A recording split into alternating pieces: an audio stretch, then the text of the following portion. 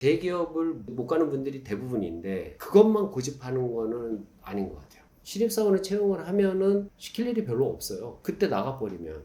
그러면은 중소기업 입장에서는 타격이 엄청나게 큰 겁니다.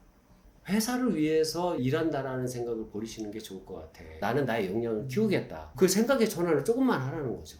저도 그럴 수 있을 것 같아요. 지금 세대에 태어났다라고 하면. 자기소개 부탁드립니다. 서울에서 전자장비 개발 제조업 운영하고 있는 라고 합니다.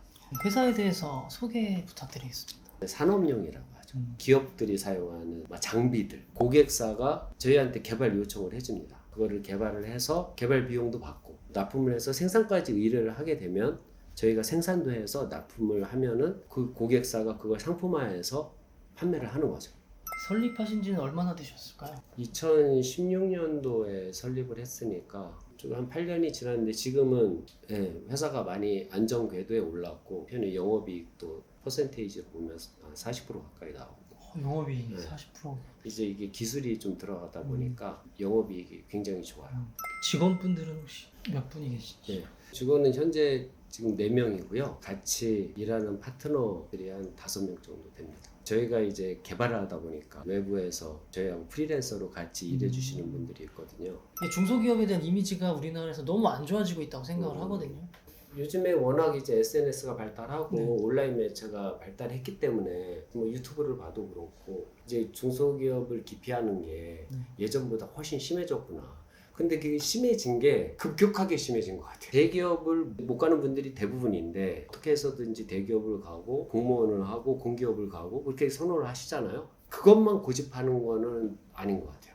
지금은 너무 사회가 서로 비교하는 게 너무 팽배해져가지고 내가 조금만 위축이 되는 것 같으면 조금만 내가 못하는 것 같으면 거기에 대해서 의식을 너무 하는 것 같아요. 서로 간에 너무 비교가 심해진 것 같고 그래서 그게 SNS의 가장 큰 단점인 것 같은데 인터넷 커뮤니티나 SNS에 너무 안 좋은 사례들만 뽑아서 그게 막 돌아다니니까 그게 마치 모든 중소기업들이 그런 것 마냥 네, 받아들여지는 게 문제라고 네. 생각을 하거든요.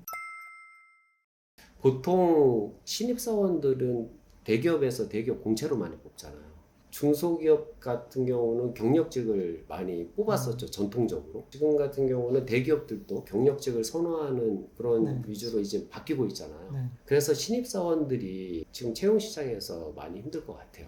그런데 그걸 투자할 수 있는 거는 일반 이제 중소기업 같은 경우는 투자하기가 힘듭니다. 어떻게 보면 대기업이 신입사원을 뽑는 이유는 투자 개념이 있잖아요. 이 사원들을 몇 년간 육성하겠다라는 계획이 따라서 채용을 하는 거라서 일반 이제 좀 그 규모가 작은 중소기업들이나 그러면 부담이 상당히 큰 거죠. 신입사원에 대한 부담.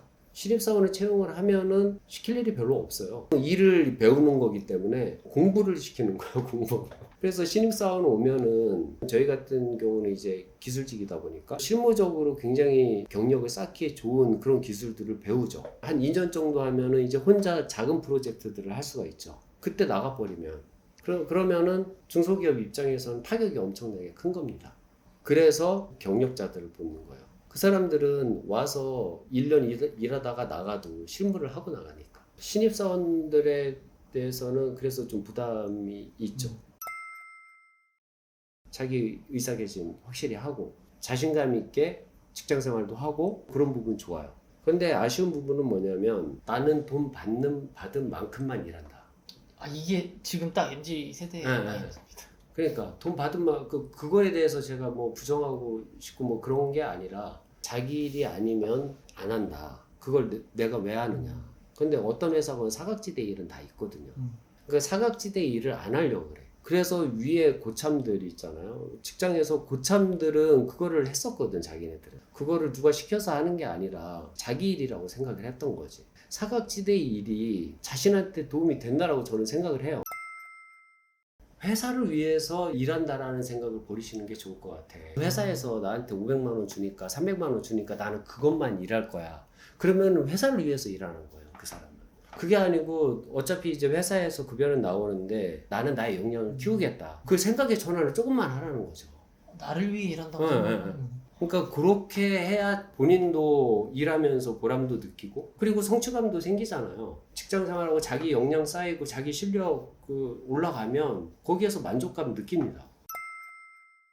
대기업이 예전에는 신입 공채가 많았지만 경력으로 많이 바뀌고 있어요. 제 주변에서도 중소기업 다니다가 대기업 경력 쪽으로 가시는 분들이 많습니다. 실무 경험을 쌓는 거는 중소기업이 더 나아요.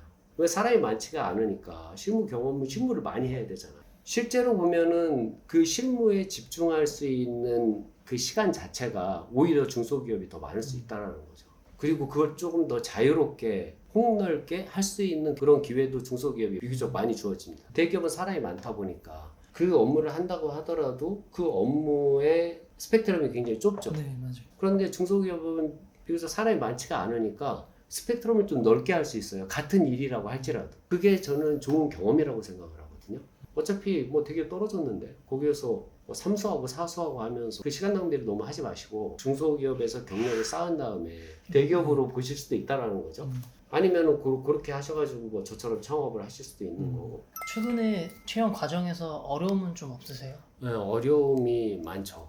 저희는 지식을 기반으로 업무를 해야 되는 그런 특성이 있어서 경력이 쌓이면 지식도 쌓여야 되겠죠. 그런데 그렇지 않은 분들이 너무 많아요. 지금 현재도 채용을 하고 있는 상태고 지원자들 면접도 보고 있는데 실무 면접이 중요한 거죠. 그러니까 예를 들어서 한 10년 정도 일을 했는데 실제로 그 아는 지식의 수준은 한 1년, 2년 정도면 충분히 습득할 수 있는 그 정도 레벨밖에 안 되는 분들도 너무 많아요. 그 업무의 전문성이 너무 떨어져서 10년 경력이 의미가 없는 거죠. 그게 어렵습니다. 요즘 문제되는 게 또 취직 자체를 포기한 청년들이 되게 많이 늘어났는데 저도 그럴 수 있을 것 같아요. 지금 세대에 태어났다고 하면. 저희가 2차 베이비 붐 세대거든요. 우리나라 인구 구조에서 가장 많아요. 그리고 그 연령대가 소유하고 있는 부가 우리나라의 절반 가까이 됩니다. 그러니까 그게 뭐겠습니까? 돈이 많다라는 거죠. 지금 우리나라 부의 반 이상이 40대, 50대, 60대가 다 가지고 있어요. 부자인 사람들이 많은 거예요. 통계적으로. 그 사람들의 자식이 MZ세대입니다. 물론 거기에서 어려운 분들도 계시겠죠. 그런데 이제 제가 말씀드린 건 통계를 말씀드립니다. 평균치. 네. 그런데 그 자식들은 풍요롭게 자라온 자식들이에요. 부모한테 약간 의지하는 게 있다라는 거죠. 그래서 지금 제 세대에서 제 지인들 만나면은 가장 화두가 뭔지 아세요? 자식이 알아서 제 앞가림 할 수 있게 만드는 게 목표래요. 어떤 걱정을 하냐면 그렇게 안 하면 자기한테 빌붙을 것 같다. 그 용어 있잖아요. 캥거루족이라고 있잖아요. 네. 캥거루족이 옛날에는 없었습니다. 네. 근데 요즘에는 많기 때문에 그 얘기가 나오는 거예요. 자연스러운 현상이다. 제가 그렇게 태어나서 사회적인 분위기도 옆집 친구도 놀고 있고 그러면은 뭐 나도 뭐 놀지 뭐하러 저도 그랬을 것 같다라는 거죠. 그러니까 지금 사회적인 분위기가 좀 그런 분위기인 것 같고 이게 개선이 되고 잘 됐으면 좋겠는데 이게 쉽지 않을 것 같다는 생각은 들어요. 이제 대표님께서 직원을 뽑을 때 가장 중요하게 생각하시는 게 있으시다면? 그 운칠기삼이라고 있잖아요. 운 좋은 사람 못 따라간다가 이제 운칠기삼인 거잖아요. 저는 이제 그렇게 생각하지 않아요. 물론 열심히 노력하는 사람이 결과가 안 좋을 수 있어요. 그런데 열심히 노력을 하는 사람이 지속적으로 도전을 하면 그 사람은 그 결과를 얻을 확률이 굉장히 높습니다. 그러니까 실패할 확률이 극히 낮아져요. 열심히 과정을 충실히 밟아가는 사람은 한 번 실패할 수 있어요. 그럼 그 다음에 또 도전을 하거든요. 그 사람은 끈기가 있고 태도가 잘 갖춰진 사람이기 때문에.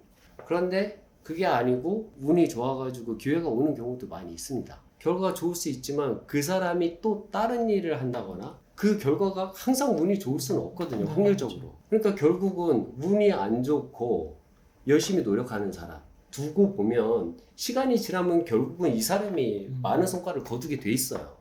이건 진리입니다. 운도 필요하죠. 그런데 자기가 이제 열심히 노력하는 그 자세가 훨씬 중요하다라는 거죠. 지금 취업을 준비하고 계시는 2030 세대들한테는 어떤 조언을 해주실 수 있을까요? 취업을 준비하고 계시겠지만 뭐 종신 고용도 아니고 결국은 직장 생활을 하다가 저처럼 뭐 사업을 하실 수도 있고 뭐 또 다른 길로 가실 수도 있고 뭐 여러 가지 길이 있잖아요. 내가 이 업종을 선택을 했을 때 연봉 많이 주고 편한 업종을 찾는 게 아니라 한 10년, 20년을 했을 때 이걸 가지고 내가 사업을 할 수 있을 것인가.